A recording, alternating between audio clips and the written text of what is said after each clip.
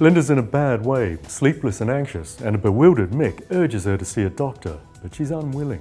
She tries to prove she's okay by inviting Dexter for dinner, but she loses a rag and breaks the table on which she was raped. Later she's sick and becomes terrified she's pregnant. Mick, on the other hand, is delighted and encourages her to take a pregnancy test. If only he knew. Emma tries to warn off her ex, Bryant, when Lauren reveals she's been followed again, while Keeble reassures Max that he's being dealt with. But Bryant tells Emma it was Keeble himself who ordered the follow. Her anxiety kicks in again and she ends things with Max, but not for long.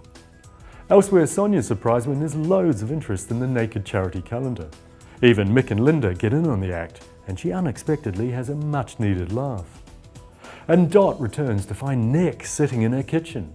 She demands answers about why his death was faked, but will she get a straight answer? Next, it's Corrie. As far as Corrie weddings go, that one had it all. Police, a groom legging across the countryside, and a bride left stranded at the altar. But bizarrely, Tracy hasn't given up on her murderous man. When Rob calls her, begging her to meet him with some money, she seriously considers it. In fact, Tracy contemplates leaving Amy behind and becoming a fellow fugitive with Rob when she meets him at a B&B. Later, on the street, Ken reveals the murder weapon's been found, but it doesn't deter Tracy. She says her goodbyes to Amy and takes Ken's car. Audrey tries matchmaking with Maria and Luke, encouraging her to ask him to go look at a car with her, but the test drive's a disaster and they're left stranded.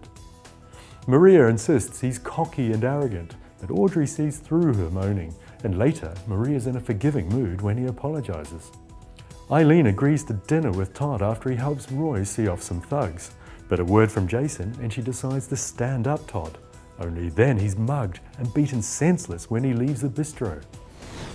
Last we head over to Emmerdale. Lawrence really doesn't want Robert as his son-in-law, so much so that he humiliates him by making Andy undo all his work at home farm. Robert learns about Andy's anger management issues and turns up at the engagement party, incidentally paid for by Lawrence, and he starts stirring. Lawrence suggests to Andy that they work together to get him out of their lives, but he declines. But Lawrence has a backup plan. He tells Katie she can have the farm if she helps him expose Robert. Elsewhere, Laurel's in the doghouse when she goes to pick up April after a boozy lunch with Nicola and is arrested for drink driving. Ross is back in the village to Debbie and Charity's irritation, and when Charity's client's car goes missing, she quickly twigs who's behind the theft. She's livid, but gets the car back and decides to sell it for parts. Ross can't dismantle it on his own, so Charity coerces him into working with Aaron.